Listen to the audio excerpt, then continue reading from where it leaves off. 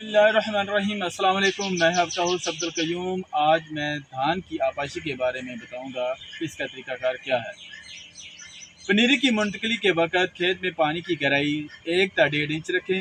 زیادہ پانی کھڑا ہونے کی صورت میں پودے تیز ہوا کے چلنے سے اکھڑ جائیں گے۔ پانی کی کمی کی صورت میں پودے گرمی کی وجہ سے مر جائیں گے۔ پنیری کی منتقلی کے 10 دن بعد پانی کی گہرائی بڑھا دیں، لیکن 2 انچ سے زیادہ نہ ہونے دیں، کیونکہ زیادہ گہرائی کی صورت میں پودے کی شاخیں کم بنیں گی۔ لاب کی منتقلی کے 20 سے 25 دن بعد کھیت میں پانی کھڑا رکھیں اور پھر 5 یا 6 دن کے لیے کھیت کو ہوا لگنے دیں۔ یاد رہے، اس دوران کھیت تر رہے اور خشک نہ ہونے دیں۔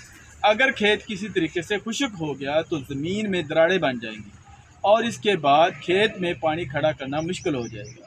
اس لیے فصل کو تر بتر کا پانی لگاتے رہیں اور اس دوران کیڑے مار دانے دار زہر ڈالتے رہیں، اور کھیت میں پانی کی مقدار 2 انچ ضرور ہونی چاہیے۔ اس طرح کھیت میں تر بتر پانی دینے سے فصل کا قد مناسب ہو جائے گا اور اس کی جڑیں زیادہ گہری ہو جائیں گی، جس سے فصل نہیں بڑھے گا اور فصل مناسب وقت پر پک جائے گی۔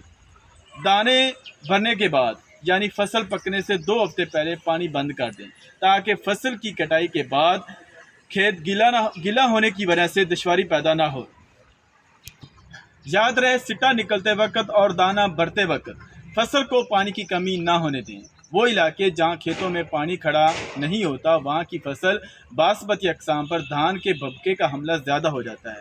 ان علاقوں میں گوب سے لے کر دانہ بھرنے تک کھیت کو سوکھا ہرگز نہ لگنے دیں، بلکہ کوشش کریں کہ کھیت تر بتر رہے۔ کاشتکار بھائیو، بہت شکریہ۔ اللہ حافظ۔